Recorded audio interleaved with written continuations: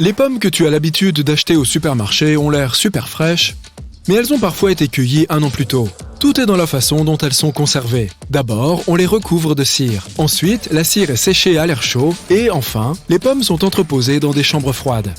Les paresseux sont plus forts que les dauphins pour retenir leur souffle. Ces gentils fainéants sont capables de ralentir leur rythme cardiaque et ainsi de retenir leur souffle pendant 40 minutes. S'ils regardaient des séries à couper le souffle, ils ne respireraient donc qu'une seule fois par épisode.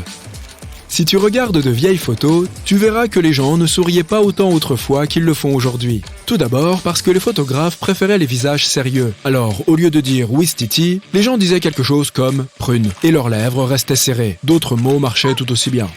La Terre n'est pas la seule planète à posséder de l'eau. Les scientifiques de la NASA sont convaincus qu'une des lunes de Jupiter, Europe, possède un océan constitué de 2 fois plus d'eau que ceux de notre planète. Mais il est caché sous une épaisse couche de glace. Et d'ailleurs, même Mars posséderait de l'eau liquide. Les cigales sont parmi les plus gros insectes volants de la planète. La plupart des espèces ne sont pas très impressionnantes, ne mesurant qu'entre 2 et 5 cm de long. C'est déjà pas mal. Mais la plus grande, connue sous le nom de cigale Megapomponia imperatoria, mesure environ 7 cm de long. Et ses ailes ont une envergure impressionnante de 20 cm. Une très grosse bestiole donc. Toutes les chèvres ne broutent pas paisiblement l'herbe des prés. Certaines préfèrent grimper aux arbres pour se nourrir. Par exemple, les chèvres marocaines sont des animaux au comportement unique. Le truc, c'est qu'elles sont bien plus attirées par les fruits de l'arganier que par l'herbe ordinaire. C'est tout à fait compréhensible. Ces fruits ont vraiment l'air délicieux. Ces chèvres sont plutôt agiles. Elles grimpent donc facilement dans les arbres pour aller cueillir leurs juteuses friandises. Et elles n'ont besoin de l'aide de personne pour le faire. Il existe une créature qui, en principe, est capable de vivre éternellement. Il s'agit d'une espèce de méduse connue sous le nom de Turritopsis c'est trop difficile. On l'appelle aussi, et plus simplement, la méduse immortelle. Ces animaux ont la capacité de rajeunir. En gros, dès que quelque chose ne va pas, ces méduses retournent au stade de polype et recommencent tout. Maintenant, nous allons tester tes connaissances. Y a-t-il plus d'arbres sur Terre ou d'étoiles dans la Voie lactée? Si ta réponse est étoile, désolé, mais tu te trompes. Selon les estimations des scientifiques, il y a environ 100 milliards d'étoiles dans notre galaxie et environ 3000 milliards d'arbres sur Terre. Impressionnant.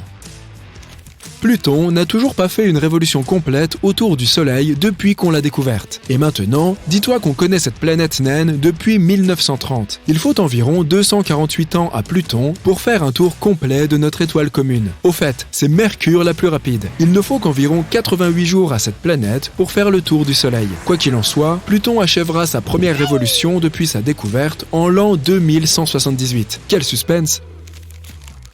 Un autre fait amusant sur les planètes.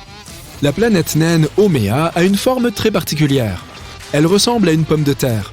Elle fait à peu près la même taille que Pluton et possède des anneaux semblables à ceux de Saturne. Si tu veux la trouver un jour, elle est située quelque part au-delà de l'orbite de Neptune. Les nachos n'ont pas été inventés il y a si longtemps que ça au Mexique.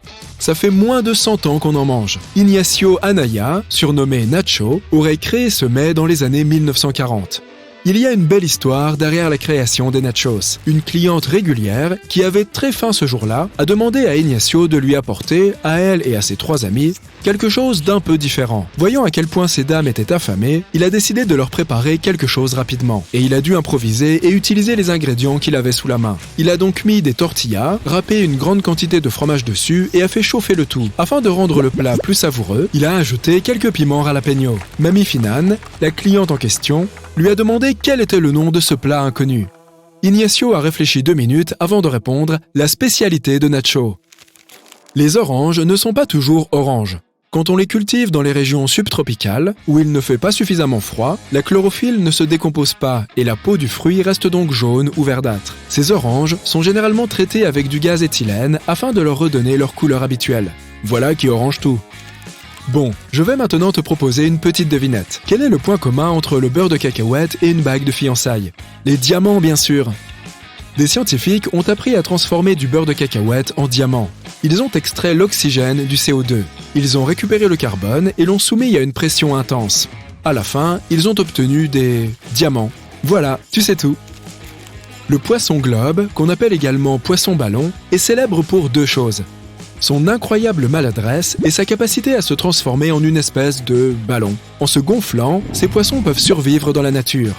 Dans cet état, ils sont immangeables. En fait, ils ne sont pas vraiment comestibles même lorsqu'ils sont dégonflés. Leur poison est plus de 1000 fois plus toxique que le cyanure. Ne compte pas sur des antidotes, il n'en existe pas. Peut-être en trouverons-nous un jour. Il n'y a pas que les humains qui peuvent devenir chevaliers. Les manchots le peuvent aussi. Il y en a même un qui vit à Édimbourg, et il a été fait chevalier en 2008. Voici Niels Olaf III. La mascotte est le colonel en chef de la garde royale norvégienne. Tu choses du combien ? Je parie que tes pieds sont plus petits que ceux de la Statue de la Liberté. Aucune statue n'a vraiment besoin de chaussures, mais si celle-ci voulait s'acheter de nouvelles baskets, il lui faudrait trouver du 879. Ce n'est pas surprenant, elle mesure quand même 46 mètres. Ce sont nos muscles qui nous donnent la chair de poule. On appelle ces petits muscles les arrecteurs du poil. Et ils se trouvent à la base de chaque follicule pileux. Chaque fois qu'il fait froid, ils se contractent, ce qui fait que nos poils se dressent, créant par la suite cette chair de poule bien connue des frileux. Tu penses peut-être ne pas être très sportif, mais si tu as déjà repassé tes vêtements dans un endroit et une position peu confortable, tu l'es sans le savoir, en quelque sorte.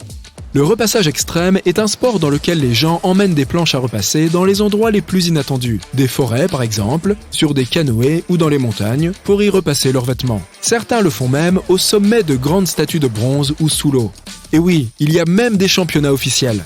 Ces gens n'ont-ils donc jamais entendu parler des tissus infroissables ? Les battles de rap ne sont pas aussi récentes qu'on le croit généralement. Dans le Moyen-Âge tardif, il existait des joutes verbales, et ça ressemblait beaucoup à ces batailles célèbres dans le monde du hip-hop. Elles étaient très populaires au XVe et XVIe siècle. Deux adversaires devaient se moquer l'un de l'autre en improvisant leurs répliques. Selon certains cartographes de la langue, nous posséderions des zones différentes pour des goûts différents. Mais c'est faux. Certaines de nos papilles gustatives sont plus sensibles à certains goûts qu'à d'autres. Mais cela ne veut pas dire qu'une zone particulière soit plus sensible au goût sucré qu'une autre. Par exemple, d'après les dernières études, toutes les zones de la langue possèdent des papilles sensibles à tous les goûts. Les caméléons ne changent pas de couleur pour pouvoir s'adapter à leur environnement. Ce serait probablement très fatigant. En réalité, ce sont leur humeur, la température ou l'intensité de la lumière qui influencent ce phénomène. Lorsque les caméléons se détendent et étirent leurs cellules, les cristaux à l'intérieur de celles-ci sont affectés par la lumière. Ces reptiles utilisent ces cristaux pour communiquer entre eux, donc, par exemple, les teintes plus sombres montrent qu'ils ne sont pas de très bonne humeur. Ils sont même plutôt grognons. Méfie-toi du caméléon grincheux. Les dindes peuvent rougir, tout comme les gens. Ça marche de la même façon. Elles rougissent quand elles sont en colère, excitées ou quand elles se sentent mal. La peau de leur cou et de leur tête devient toute rouge. Les opossums ne dorment pas vraiment en se suspendant par la queue. C'est courant dans les dessins animés et sur certaines photos, mais ce n'est pas une réalité. Leurs queues sont très fortes, ce qui permet à ces animaux de s'accrocher aux branches et d'y rester suspendus, mais seulement pendant de courtes périodes. Et les adultes sont trop lourds pour rester dans cette position pendant très longtemps. Ce ne serait donc pas très reposant pour eux s'ils tentaient de dormir comme ça. Se suspendre par la queue toute la nuit est même le summum de l'impossible, l'impossible pour ainsi dire.